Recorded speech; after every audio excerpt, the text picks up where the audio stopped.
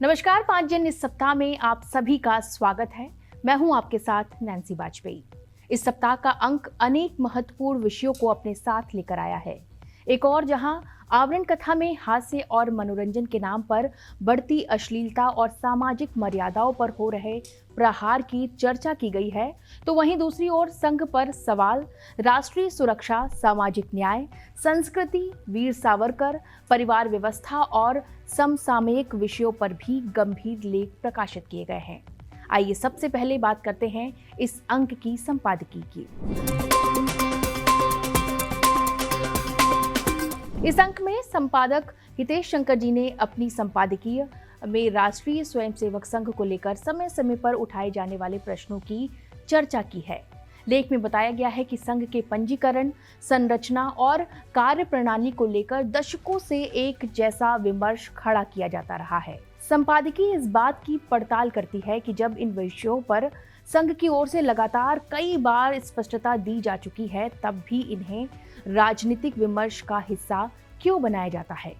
लोकतंत्र में प्रश्न पूछने की आवश्यकता और तथ्यों के आधार पर निष्कर्ष निकालने की संस्कृति पर भी ये लेख एक महत्वपूर्ण दृष्टिकोण प्रस्तुत करता है। अब बात करते हैं इस अंक की आवरण कथा की। इस अंक की आवरण कथा हास्य और मनोरंजन की बदलती दुनिया पर केंद्रित है। लेख में चर्चा की गई है कि किस प्रकार स्टैंड अप कॉमेडी और सोशल मीडिया के कुछ मंचों पर हास्य के नाम पर अश्लीलता, अभद्र भाषा और सामाजिक मर्यादाओं को चुनौती देने वाली सामग्री यानी कि कंटेंट को बढ़ावा मिल रहा है।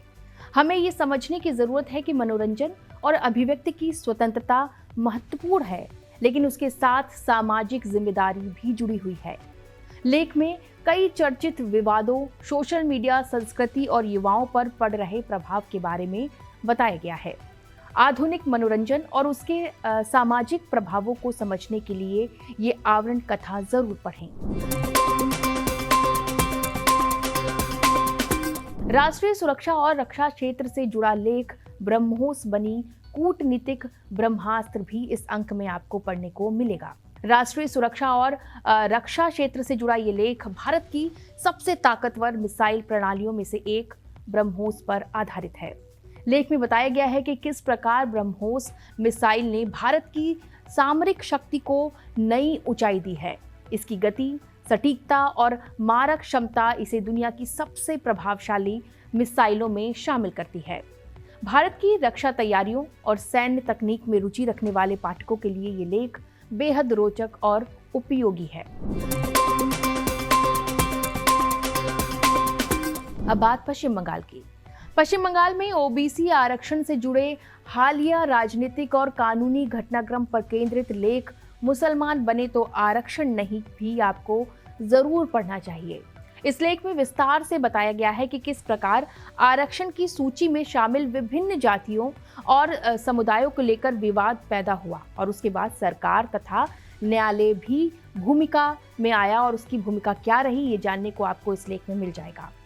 सामरिक न्याय और आरक्षण व्यवस्था पर चल रही बहस को समझने के लिए ये लेख बेहद महत्वपूर्ण है। आगे बढ़ते हैं। भारतीय परिवार व्यवस्था और घटती हिंदू जनसंख्या दर पर आधारित लेख परिवार बचाने की पहल समाज के एक महत्वपूर्ण विषय को सामने लाता है। लेख में बताया गया है कि संयुक्त परिवार की परंपरा, पारिवारिक मूल्य और समाज की स्थिरता के लिए परिवार संस्था कितनी महत्वपूर्ण है। साथ ही जनसंख्या से जुड़े बदलते आंकड़ों और सामाजिक प्रभावों पर भी चर्चा की गई है। भारतीय समाज की मूल संरचना को समझने के लिए ये लेख अवश्य पढ़ें।